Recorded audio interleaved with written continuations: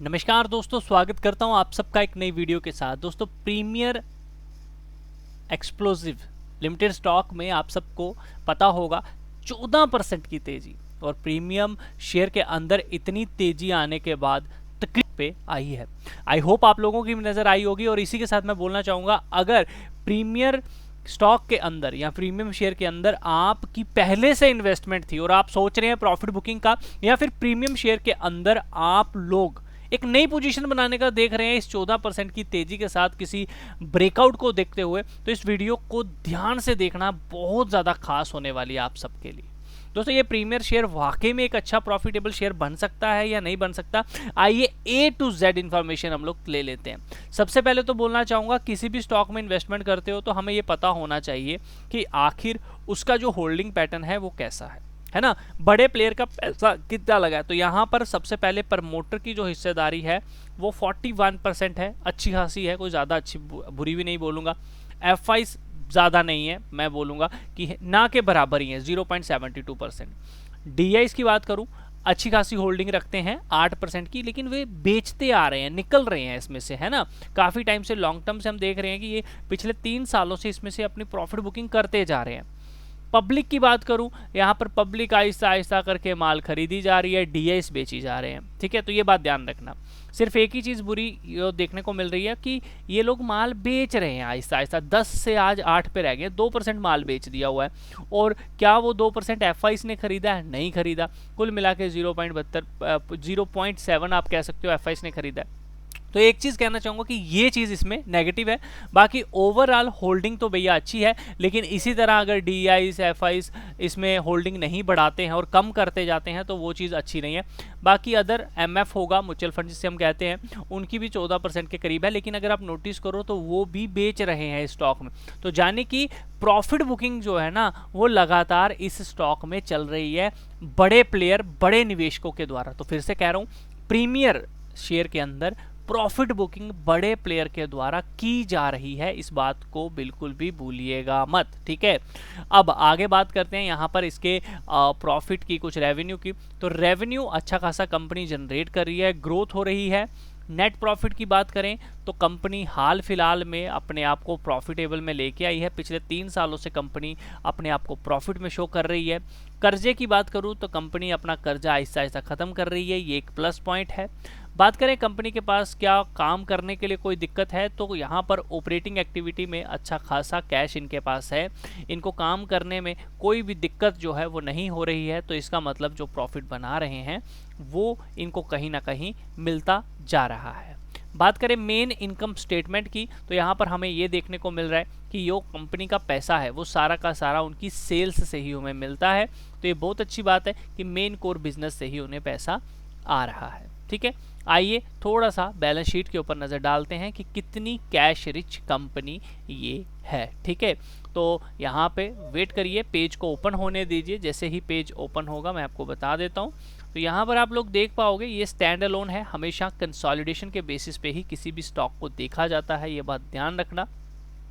तो as per consolidation यहाँ पर आप लोग देख सकते हो कि जो इक्विटी शेयर कैपिटल है वो 10.75 करोड़ की है, और रिजर्व एंड सरप्लस 209 करोड़ है। इसके कंपैरिजन में बोलूँगा ठीक है, कोई ज़्यादा बुरा भी नहीं है, बहुत अच्छा है कि कंपनी अपने रिजर्व को रख रही है। Long term borrowing, short term borrowing थोड़ी सी इन्होंने लेके रखी हुई है। उसके आगे अगर हम बात करें तो यहाँ पर कंपनी ने जो आगे पैसा देना है लोगों का वो 72 करोड़, सॉरी ये पैसा इनको आना है, ठीक है। इन्होंने वेंडर्स से काम किया होगा, वहाँ से इनको पैसा आना है। जो इन्होंने देना है बिजनेस में पैसा आगे, ठीक है, लोगों को, वो 15 करोड़। तो आप कह सकते हो भैया बराबर ही हो गया दोनों का, जितना लेना है उतना ही पैसा इन्होंने आगे देना भी है। बट ट्रेड रिसीवेबल अच्छा खासा है, सॉरी, तो मैं बोलना चाहूँगा काफ़ी अच्छा खासा पैसा आना है इनको वेंडर से, लेकिन ये कब आएगा कोई पता नहीं है। इसके अलावा कैश एंड इक्विवेलेंट ठीक है, अच्छा खासा है। तो दोस्तों ठीक है, मैं ये नहीं कहूँगा कि बहुत अच्छी कंपनी है, ओवरऑल बोलूँगा कि ठीक है, कंपनी कैश रख रही है, प्रॉफिट में है, शेयर होल्डिंग पैटर्न भी अच्छा है। बट जो शेयर होल्डिंग में एक प्रॉफिट बुकिंग देखने को मिल रही है कि जो अपनी क्वांटिटी को बेचा जा रहा है, निकाला जा रहा है, तो वो चीज़ एक मुझे अच्छी नहीं लग रही। कहीं ना कहीं इस स्टॉक में एक डाउनफॉल जो है वो आ सकता है, इस चीज़ को ध्यान रखना, क्योंकि ये पैटर्न अच्छा नहीं बना हुआ है। ठीक है, बाकी ओवरऑल फंडामेंटली कंपनी अच्छी है, कुछ समय के लिए हो सकता है जो है बुरा वक्त देखने को मिले, बट ओवरऑल ठीक है। तो जैसे कि आप देख पा रहे हो कि जून 24 अगर हम नोटिस करें, जून 24 से ही इसमें एक गिरावट देखने को मिल रही है। और जैसा कि मैंने आप लोगों को पहले ही बताया कि देखो यहाँ पर FIs और DIs ये कब से बेच रहे हैं, देखो यहाँ पर है ना, मार्च 24 से ही ये बेचते हुए आ रहे हैं। और जो अदर हैं हमारे MF हैं, वो भी अगर नोटिस करोगे तो मार्च 24 से ही बेच रहे हैं और तभी से कंपनी जो है वो नीचे। तो इसका मतलब कहीं ना कहीं स्टॉक के अंदर वाकई में एक सीरियस सेलिंग जो है वो चल रही है। तो इससे थोड़ा सा बच के रहने की ज़रूरत ज़रूर है आप लोगों को। लेकिन ये कब ये लोग खरीदने भी आ जाएंगे, ये भी बहुत इंपॉर्टेंट आपको ध्यान रखना है। जैसे ही ब्रेकआउट आया कोई, तो ये खरीदने भी आ जाएंगे बड़ी जल्दी। देखो इन्होंने कोई ज़्यादा माल बेचा नहीं है, थोड़ा थोड़ा करके माल बेच रहे हैं, हिस्सेदारी इनकी बहुत ज़्यादा यहाँ पर बनी हुई है, ये बात ध्यान रखना। तो इस चीज़ को आप ये भी मत कहना कि भैया सारा ही माल बेच दिया। 14 और प्लस FIs का DIs का 8%, तो नियर अराउंड 22% आप कह सकते हो माल अभी भी बड़े प्लेयर का है। FIs में अभी भी 0 पॉइंट है, तो 23% और 41%, 70% माल तो अभी भी बड़े प्लेयर का है। लेकिन ये बेच रहे हैं, मतलब प्रॉफिट बुकिंग चल रही है। वो प्रॉफिट बुकिंग कब तक खत्म नहीं होती, ये चीज़ बहुत ज़रूरी है, इस चीज़ को ध्यान रखना।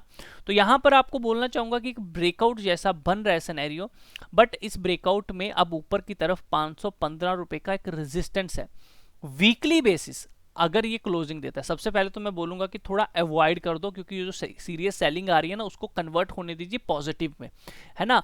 पहले वो ऐसे चल रही थी, इसको ऐसे चलने दीजिए, स्टॉक को भी ऐसे चलने दीजिए, और वो जो मैंने आपको शेयर होल्डिंग पैटर्न बताया उसको भी ऐसे चलने दीजिए।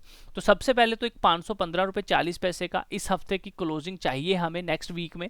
अगर ये क्लोजिंग इसके ऊपर देता है तो हम 515 या फिर इससे 10 पॉइंट का बफर देके, यानी कि 515 है तो 499 का स्टॉप लॉस लेके 606 के टारगेट के लिए जा सकते हैं, क्योंकि ऊपर की तरफ दोबारा ये ट्रेंड लाइन हमें देखने को मिल जाएगी जो कि हिट करेगी। बट अगर ये इसके ऊपर निकला तो आप कह सकते हो कि कहीं ना कहीं इसने एक पॉजिटिव एनर्जी जो है वो इसके अंदर आई है। तो फिर होगा क्या, शेयर होल्डिंग पैटर्न में भी पॉजिटिव आपको देखने को मिलेगा और इसके अंदर भी पॉजिटिव देखने को मिलेगा। लेकिन मेरा ऐसा मानना है 515 एक बड़ा रेजिस्टेंस का काम करेगा, इसके ऊपर ध्यान रखो। जब तक एक हफ्ते की कैंडल, ये पूरी एक हफ्ते की कैंडल्स हैं, वो क्लोज नहीं होती तब तक अवॉइड करो, क्योंकि आप अपनी रैली मिस कर चुके हो। ये लेवल था बाइंग का जहां पे आपको कोई ब्रेकआउट देखने को मिलना था। अब आप बोलोगे यार हमेशा ब्रेकआउट की बात करते हो, एग्जाम्पल, तो चलो आज मैं आपको एग्जाम्पल भी यहां पे दिखाता हूं। ये बहुत अच्छा लेवल था बाइंग का, ठीक है। इसको मैं क्या करता हूं, मैं इसको ब्लू में आपको कन्वर्ट, देखो जब भी कोई अच्छा लेवल आएगा ना, वहां जरूर कोई ना कोई पैटर्न बनेगा, ऐसा नहीं हो सकता कि पैटर्न ना बने। ये मैं वनडे के बेसिस पे लाता हूं, ये देखो नोटिस करो यहां पर, ये देखो अब यहाँ पे क्या हुआ है। अगर आप नोटिस करो तो आप ध्यान से देखो, ये लेवल इंपॉर्टेंट था ब्लू वाला, इसको आ जाओ यहाँ पर देखो, ये हमने टर्न लाइन ड्रॉ कर ली। देखो पिक्चर आपको बड़े टाइम फ्रेम के ऊपर देखनी है, आप चाहे ऐसे ले लो, ठीक है।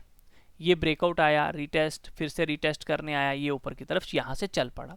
आपको ये नहीं देखना है, आप ये भी देख सकते हो, ये आ जाओ नीचे, ठीक है। यहां देख लो क्या हुआ, एक ब्रेकआउट आया, नीचे की तरफ रीटेस्ट हुआ, ऐसे करते करते फिर ऊपर चला गया। इसने देखो इसका लो तोड़ा है जहां से रैली शुरू हुई है, नहीं तोड़ा है।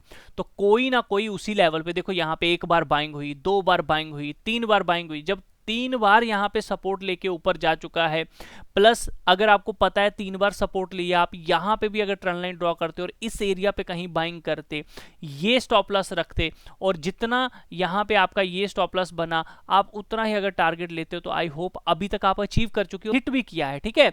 तो ये रैली ओवर हो चुकी है कहीं ना कहीं, अब 515 के ऊपर सस्टेन होगा। तो फिर क्या करेंगे हम, फिर हम इसी लेवल पे दोबारा से वनडे के ऊपर आएंगे। मैं फिर से यहाँ पे क्या करूंगा, फिर हम 515 को इंपॉर्टेंट लेवल मान लेंगे, ध्यान रखना 515 को फिर हम इंपॉर्टेंट लेवल मान लेंगे।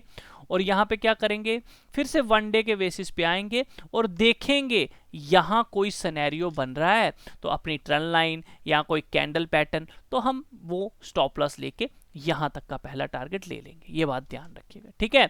और अगर AS 606 के ऊपर भी सस्टेन हो गया तो फिर आपको बड़ी रैली आप ये कह सकते हो देखने को मिल सकती है, जो कि एज पर टेक्निकल बेसिस मैं आपको सिंपल सा बस इतना कहना चाहूंगा कि आपने ये जो ट्रेंड कहीं ना कहीं, कौन सा ट्रेंड, ये जो ट्रेंड मिस किया था, ये जो ट्रेंड टूटा हुआ है, ये यहां से वहां तक जाने की कोशिश करेगा और इस तरह से 2200, 2900, 3000 तक जा सकता है। लेकिन ये कोई इतनी जल्दी आने वाला नहीं है। और आप अगर सोचो ये कल ही ऐसा हो जाए, ऐसा नहीं है एकदम से ये 606 का लेवल भी टूट जाए, 713 नहीं, इसमें टाइम लगेगा। जितना टाइम इसने यहाँ लिया है आने में, अब उतना हाफ टाइम तो आपको यहाँ भी लेना पड़ेगा ऊपर की तरफ जाने में, 1200, 1400, ठीक है।